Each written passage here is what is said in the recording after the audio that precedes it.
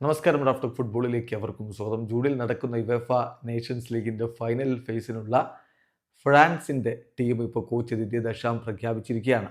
ടീമിൽ ബാഴ്സലോണയുടെ സൂപ്പർ താരം യൂൾസ് കൂണ്ടെ ഇല്ല. അദ്ദേഹത്തിന് പരിക്കാണ്. അത് കളിയാകുമ്പോഴേക്കും പൂർണ്ണമായും ഭേദമാവില്ല എന്ന് കണ്ടുകൊണ്ടാണ് സ്ക്വാഡിലേക്ക് ഉൾപ്പെടുത്തുന്നത്. അതേസമയം റയൽ മാഡ്രിഡിൻ്റെ താരങ്ങളായിട്ടുള്ള കിലിയൻ എംബാപ്പയും ഷൂമനിയും ഒക്കെ സ്ക്വാഡിൽ ഇടം പിടിച്ചിട്ടുണ്ട്. കൂടാതെ റയാൻ ചെർക്കിയും പിഴെ കലൂലുവും ആദ്യമായിട്ട് അവരുടെ ഫസ്റ്റ് കോളപ്പ് ദേശീയ ടീമിലേക്ക് ലഭിച്ചതിൻ്റെ സന്തോഷത്തിലുമാണ്. ആരൊക്കെയാണ് സ്ക്വാഡിൽ ഉള്ളതെന്ന് നോക്കാം. ഗോൾ കീപ്പർമാരായിട്ട് ലൂക്കാസ് ഷെവലിയർ ലില്ലിയുടെ താരമാണ്. അതുപോലെ AC മിലാൻ്റെ മൈക്ക് മൈഗ്നനും ലെൻസിൻ്റെ ബ്രൈസ് സാംബയുമാണ് ഗോൾ കീപ്പർമാരായിട്ട് സ്ക്വാഡിലുള്ളത്.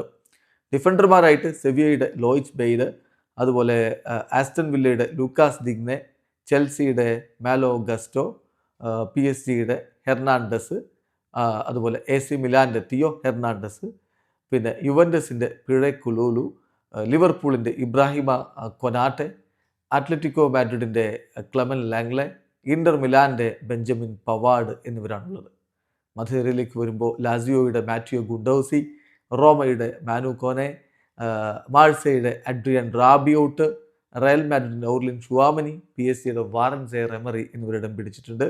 മുന്നേറ്റത്തിലാവട്ടെ PSG ബ്രാഡ്ലി ബർക്കോള, ലിയോണിൻ്റെ Rayan Cherki, PSG Ousmane Dembele, PSG Desire Doue, PSG Randal Kolo Muani, Real മാഡ്രിഡിൻ്റെ കിലിയൻ എംബാപ്പെ, ബയൺ മ്യൂണിക്കിൻ്റെ മൈക്കൽ ഒലീസെ, ഇന്റർ മിലാൻ്റെ മാർക്കസ് തുറാം എന്നിവരിടം പിടിച്ചിരിക്കുന്നു. എന്തായാലും സെമി ഫൈനൽ മത്സരത്തിൽ അവരുടെ എതിരാളികളായിട്ട് വരുന്നത് സ്പെയിനാണ്.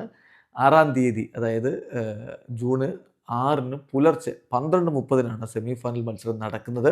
ആദ്യ സെമി ഫൈനൽ മത്സരത്തിൽ ജർമ്മനിയും പോർച്ചുഗലും തമ്മിലാണ് ഏറ്റുമുട്ടുന്നത്. അവരിലെ വിജയികൾ തമ്മിലായിരിക്കും ഫൈനലിൽ ഏറ്റുമുട്ടുക. വീഡിയോ അവസാനിക്കുന്ന ഫുട്ബോൾ ലോകത്തെ കൂടുതൽ വിശേഷങ്ങളുമായി റാഫ് ടോക്സ് വീണ്ടും എത്താം.